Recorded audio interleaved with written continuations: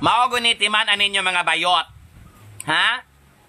Ayaw gyud mo suganta og lalaki nga daghang kwarta. Kay ngano, dula gyud ang kapalaran ni ana. Unya dili pud mo maglami. Kay kwartahan man siya. Asa man ka mosoksok sa iyang kinabuhi. Nakitang mga bayot, ang atong gusto ipakita magyud sa mga lalaki nga kitay mo gasto.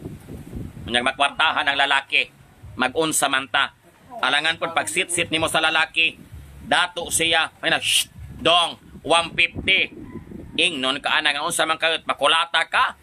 Tunla ng imo 150 diha kay daghang ko kwarta na. May insulto man ta. Munang kita mga bayot. Mo pili igod ta kato mga lalaki nga kakalisod, munas-munas ginhawa, tigdula og scatter kana. Piliag gyud ninyo ang mga lalaki nga tigdula og scatter mga bayot. Kay di gyud mo biyaan ana.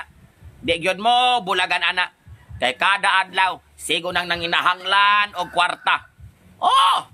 Kay kanang lalaki nga daghang kwarta, wa na nanginahanglan sa atoa. Kita pay bayran ana ipakulata ta. Muna ko, mupili kong lalaki kanigong gakalisod, daghag utang, daghag bisyo, kana. Kay padulong guna nato, di guna mo biya nato. Muunong guna. Ang kuyaw lang yun anak, makaimpa sa ilang utang kay na. Biyaan yun ta anak, way duha-duha. Oh. Ana raman ang dula sa kinabuhi. Ikaw, bayot ka, kwartahan ka, kita kag lalaking nagkalisod.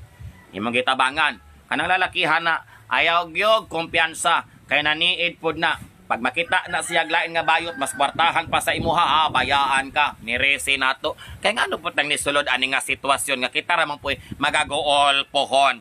Oh! Ana ako ganahan ko kana masakiton.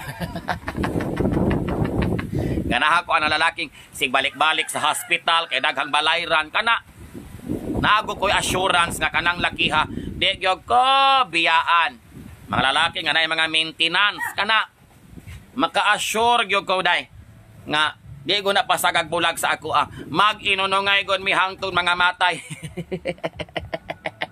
Manang akong osbon ayaw gyud mo mga bayot og sukos mga lalaking kwartahan ha. Ay peligro atong kinabuhi.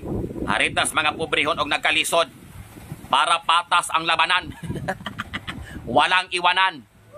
Ba talag maimpas kay inusara na kong buang. Tarungan niyo mga desisyon sa kinabuhi kay na laitan ko niyo palawpian check.